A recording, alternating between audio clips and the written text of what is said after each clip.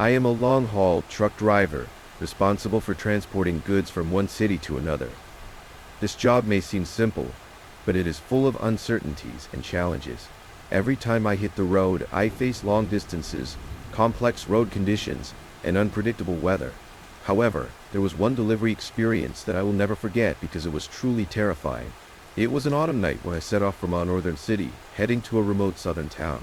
My truck was loaded with urgently needed supplies, and the client required delivery within 2 days. To save time, I chose a seldom-used provincial road, which was much shorter than the highway but had complex road conditions, especially dangerous at night.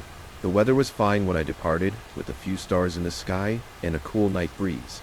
I drove my truck along the quiet road, with only the engine's roar and the wind's whistle in my ears.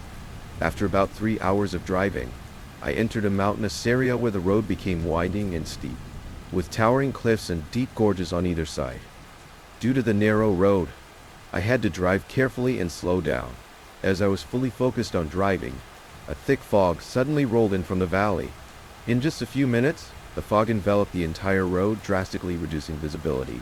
I quickly turned on the fog lights and slowed down, feeling a growing unease. The mountain weather was unpredictable, and the dense fog was extremely dangerous. I knew I had to be cautious. After driving for a while, the fog showed no sign of dissipating, becoming even thicker. The road ahead was almost invisible, and I had to rely on the navigation system and the reflective markers along the road to proceed slowly. Strange sounds came from the fog, resembling the rustling of leaves in the wind or the low growls of some animal, sending chills down my spine. At that moment, I saw a blurry figure by the roadside ahead, seemingly waving for help. Due to the thick fog, I couldn't see his face clearly, but out of professional habit, I decided to get closer to see if he needed help.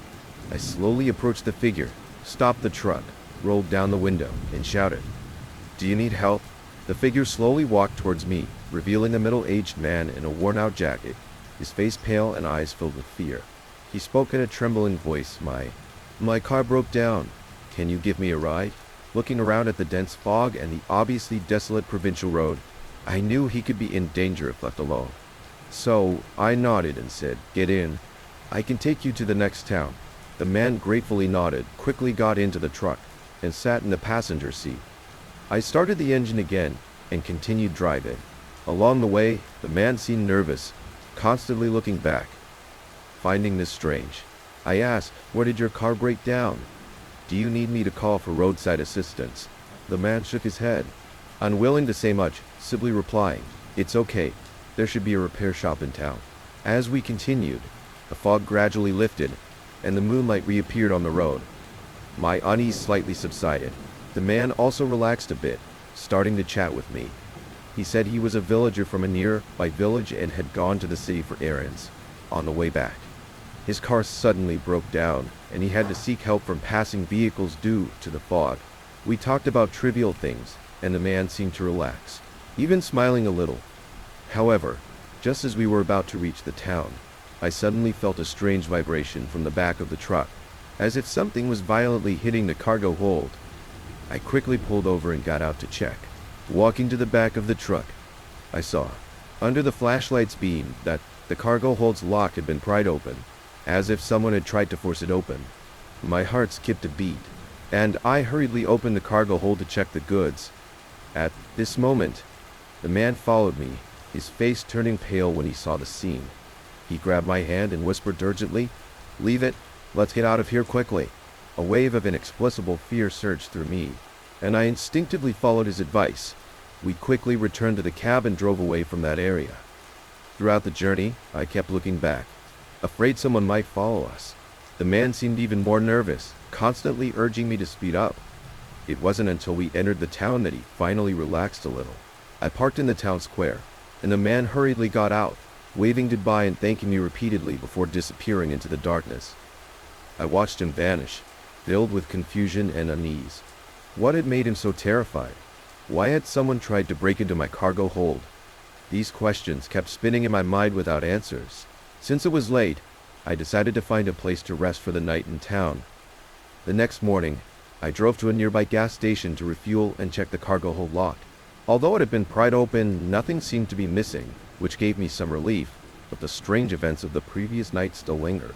After refueling, I continued my journey, determined to complete the delivery.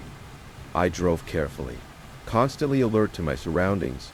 After several hours, I finally reached my destination and successfully delivered the goods to the client. After the delivery, I rested for a day at a local hotel, trying to calm down from the previous night's scare.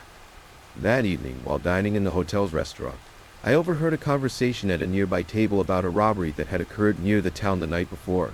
A small truck had been attacked by robbers on the provincial road, and the cargo was looted, but the driver managed to escape with injuries. Hearing this, I was shocked. Could the man I had encountered the previous night have been the driver of that truck? And had the robbers also tried to attack my truck? The thought sent chills down my spine. If it weren't for that man's warning to leave quickly, the consequences could have been dire.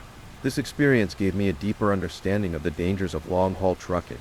Although the scenery is beautiful and the driving is free, hidden dangers lurk on those remote and desolate roads.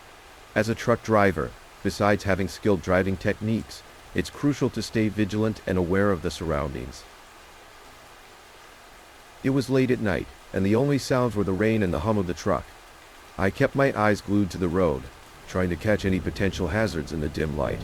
Suddenly, I noticed a figure by the roadside up ahead. At first, I thought it was a trick of the light, because it seemed impossible for anyone to be walking in such a desolate place, especially in this terrible weather. But as I got closer, the figure became clearer. It was a person wearing an old-fashioned raincoat and a wide-brimmed hat, with their face hidden in the shadows and indistinguishable. I slowed down, debating whether to stop and ask if they needed help, but common sense told me it was best not to get involved in such a situation. Just as I was about to drive past, the person suddenly looked up. While I couldn't see their face clearly, I could feel their gaze piercing through the rain, locking onto me. It was an indescribable feeling, neither threatening nor pleading, but a deep sense of imploration or perhaps a warning. I accelerated past, but the unease inside me grew as dense as the rain. For the next few kilometers, I couldn't shake the feeling that eyes were silently watching me from behind. Even when I checked the rearview mirror, I saw nothing but the rain and occasional flashes of tree shadows. I tried to convince myself it was just a coincidence, a random traveler, but in such weather, it seemed too eerie to be mere coincidence. The rain grew heavier, and I decided to find a place to take shelter, at least until the rain eased off a bit. Not far ahead, there was an abandoned warehouse, dilapidated but sufficient for temporary refuge. I parked the truck at the entrance, got out, and just as I was about to push open the door, a gust of wind swung it open with a creak, as if inviting me in or perhaps warning me. Inside, the warehouse was dim, with only a few weak beams of light filtering through the holes in the roof, casting dappled shadows on the floor. I switched on my flashlight and looked around. Apart from some scattered old tools and piles of discarded items, there was nothing else. Just as I was about to turn back to the truck, a low, eerie humming started from one corner of the warehouse. The sound was faint but echoed in the empty space, sending chills down my spine. I followed the sound cautiously, my heartbeat thundering in my ears, and the flashlight's beam trembling as I approached the source. Behind a pile of old boxes, I found it. The sound was coming from an abandoned radio, its batteries long dead, yet somehow emitting this haunting chant. I turned off the radio, and silence returned, but the sense of unease only intensified. I hurried back to the truck, started the engine, and was desperate to leave this creepy place. The rain seemed to sense my urgency and lessened its fury a bit. I retraced my route, praying that nothing unusual would happen again. But just as I was about to leave that haunted stretch of road, I saw the figure in the raincoat standing in the middle of the road ahead. He stood motionless, facing me, as if waiting for something. I slammed on the brakes, and the truck skidded on the wet road, stopping a short distance from him. We faced each other in the rain, time seemingly frozen. Suddenly, he slowly raised a hand and pointed behind me, towards the direction I had originally intended to go.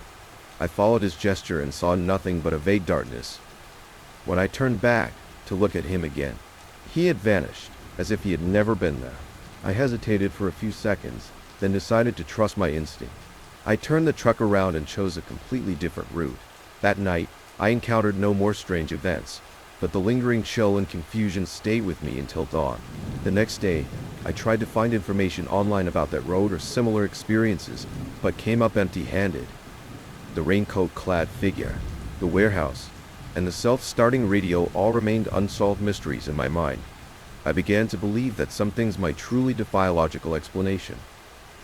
They are like ghosts in the rain, appearing silently and disappearing just as quietly, leaving us with nothing but endless contemplation and unease. Late at night, I was driving my old truck, which had accompanied me for many years, along a winding mountain road. The night was as dark as ink, and the moonlight was thin. Only the dim headlights of the truck barely pierced through the darkness, illuminating the rugged road ahead. This was a routine nighttime delivery, with the destination being a remote town hundreds of kilometers away. Usually such a journey was just routine for me. But tonight, everything seemed different. After about 2 hours of driving, I began to feel an indescribable unease. The surroundings were unusually quiet, with no other sounds except for the truck's engine roar and the tires crunching over the road. I tried to turn on the car radio, hoping the music would dispel this inexplicable oppressive feeling. But strangely, there was only static noise. No channel could be received. At this moment, I noticed that the trees along the road started to appear twisted, as if an invisible hand was forcefully pulling them into grotesque shapes. I couldn't help but slow down, thinking to myself that it might be visual fatigue from long hours of driving. However, this self-reassurance didn't last long because what happened next shattered all my rational explanations. In the beam of the headlights, I vaguely saw a figure by the roadside. It wasn't a pedestrian but a hazy silhouette, something neither human nor non-human. It didn't move, just stood there quietly, its eyes seemingly able to pierce through the night and stare directly into my soul. I slammed on the brakes, and the truck screeched to a halt, leaving 2 long black marks on the road.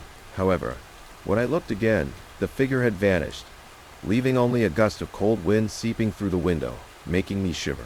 I took a deep breath and told myself it was just an illusion, then continued driving. But as the journey progressed, the feeling of being watched grew stronger. Occasionally, a light not belonging to this world would flash in the rearview mirror, or I would hear faint knocking sounds from the back of the truck, as if something was quietly following. I stopped several times to check, but found nothing. Only darkness and silence surrounded me. The most spine-chilling moment happened near an abandoned gas station close to my destination. I decided to stop for a short rest and check the vehicle. The gas station's flickering yellow lights added to the eerie atmosphere. As I walked around the truck to check the tires, I glanced up inadvertently and saw a face on the gas station's dilapidated sign. It had no features, just hollow eye sockets staring coldly at me. I was so scared I almost screamed, but when I blinked, the face was gone, leaving only the sign creaking in the wind. I rushed back to the cab, my heart pounding. I knew that what I had encountered along the way was no coincidence, but was it a supernatural phenomenon or was my mental state at fault? I didn't have time to ponder. I just wanted to complete my task and leave this eerie place as quickly as possible.